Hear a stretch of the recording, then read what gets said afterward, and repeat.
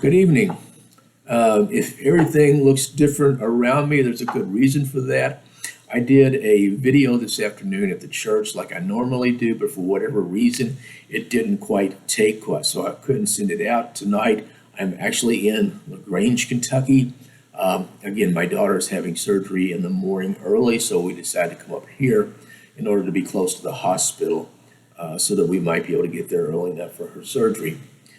Tonight we're going to talk about Buddhism, and I want to share with you, first of all, there are approximately 500 million Buddhists around the world, and it all centers around Buddha, B-U-D-D-A-H, or B-U-D-D-H-A, and it really means the awakened one.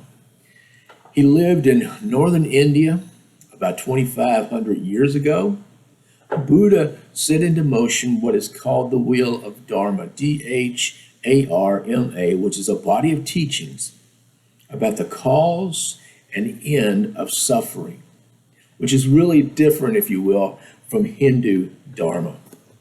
His real name was Siddhartha, S-I-D-D-H-A-R-T-H-A, Gautama, G-A-U-T-A-M-A, Siddhartha Gautama. His father was rich. He was a ruler of a kingdom, and his father actually shielded him from the world. He kept him from seeing the world as it really was. But he married and had a son. But at the age of 29, he left the palace and took a driver with him and a chariot. And along the way, they saw four sights. One was a frail old man. He had never seen a decrepit person before, and the driver told him that everyone grows old. They also saw a diseased person, and the driver told him that sickness is just a part of life. They saw a corpse being carried for cremation, and the driver told him that no one can escape death. And then finally, they saw a wandering ascetic sitting beside the road with nothing to his name, but he seemed content. He seemed happy. So what happened after that was Buddha renounced his life. He went into the forest, took off his clothes, he cut his hair, he meditated, and he fasted for a long time, almost to the point that he began to look like a skeleton. While walking along, he heard a teacher speak of something that would change his thinking forever. It was called the middle way, and Buddha had found the middle way. It was self-denial and no more indulgences.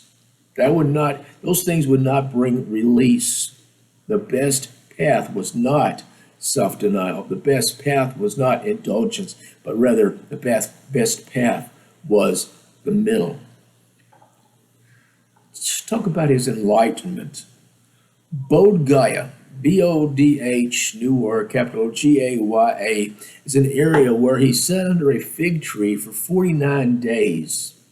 And then he received his enlightenment. And he figured out the karma. Karma, K-A-R-M-A, was for him the law of action and consequences. Your actions would have certain consequences, but it is the desire that causes suffering. And there has to be an end, he said, to desire.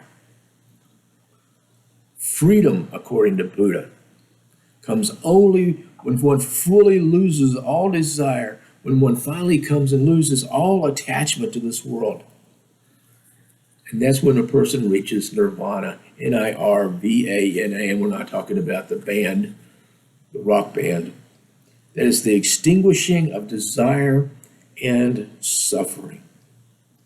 He did a sermon in Deer Park, and he told the Four Noble Truths, and he also told of the Noble Eightfold Path. He formed a Sangha, S-A-N-G-H-A, which is like a community. His death, he died, and this is interesting, he died of food poisoning. Let's talk about his specific teachings. all things are interdependent. Nothing exists without other things. And there are three marks of existence. There is impermanence, which means all things are constantly changing. All things are constantly becoming. Suffering is caused by craving and desiring and clinging and or thirsting. It means that we can become attached to something, and we can have an aversion to something we don't want. Buddha says there are three poisons: greed and hatred and delusion.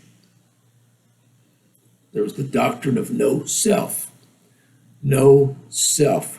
The Anatman, Anatman, our greatest attachment is to oneself, which is constantly changing. The Four Noble Truths: identify the symptom, discover the cause, determine the way to resolve or to remove the cause, prescribe a therapy to bring a cure. And then he talks about the 8 noble paths: right view, right intentions, right speech, right action, right livelihood, destructive speech, destructive actions, destructive livelihood should, he says, be avoided at all costs. Right concentration, he says. Watch what your mind dwells on. Right effort. And again, right mindfulness. He did believe in karma, K-A-R-M-A, and rebirth, but it differs from the Hindus because for Buddha, there is no eternal soul that passes from one life to the next. They do believe in samsara. The Buddhists do believe in samsara, which is a cycle of life, death, and rebirth. But they also believe, again, in that word nirvana, an ultimate goal of liberation from suffering and the liberation from samsara. There are no gods in Buddhism. For the most part, it is atheistic. Buddha had little to say about divine beings. Some Buddhists have come to believe in gods. Let's talk about the history of Buddhism. There are 3 great traditions in Buddhism: Theravada, Mahayana, Vajrayana. I'll explain those in just a minute. It went through 3 periods of councils, 3 different councils. First established the Dharma, D-H-A-R-M-A. The second established an order of monks. And third established that Theravada Buddhism was the most authentic. And those words are spelled T-H-E-R-A-V-A-D-A.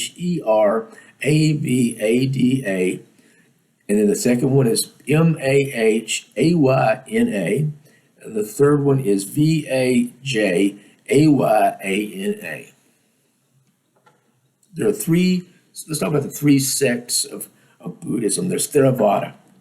Supposedly, it holds closest to the teachings of Buddha.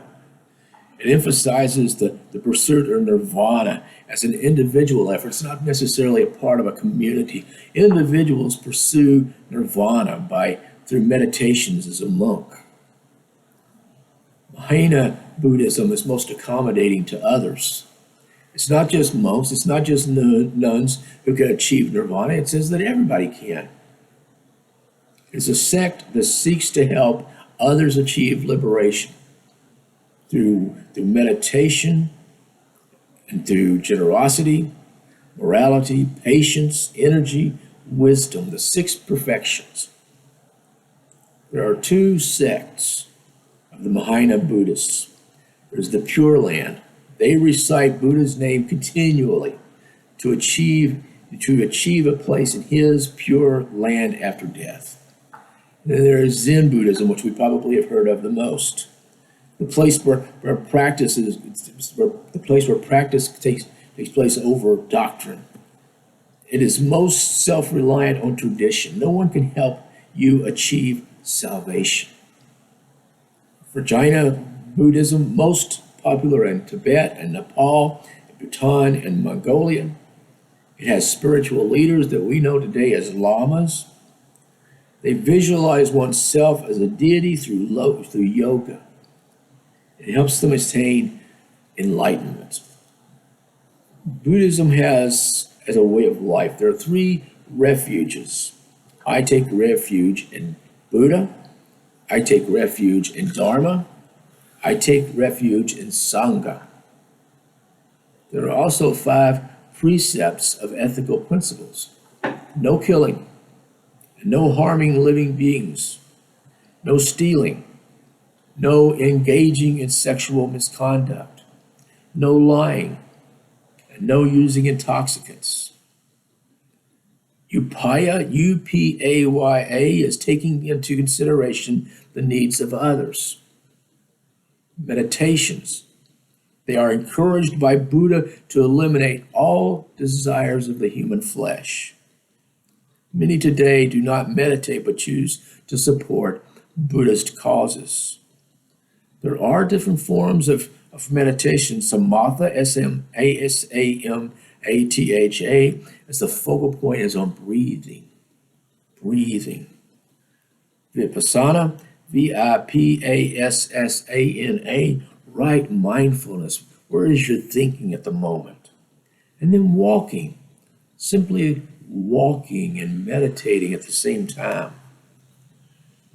There is a sense of conversion in Buddhism. Must adhere to 3 refuges.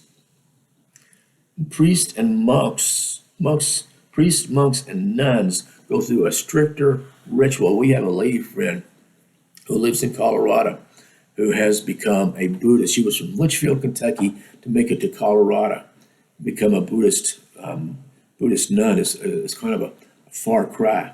Women today are allowed to become priests. They are allowed to become monks in modern times. They're more fully ordained. Burial rites. Basically, there are 2 burial rites. They can use cremation or they can use burial in the ground. But usually, if somebody dies, an altar is built of flowers with pictures are put on the grave site to commemorate the dead. Again, I wish you a good evening. I will send you the study guides for the test that's coming up. I will send that probably tonight or tomorrow. I will also meet you next Tuesday in class. I'm hoping we will be able to do our presentations and everything will go well. All right. Good night.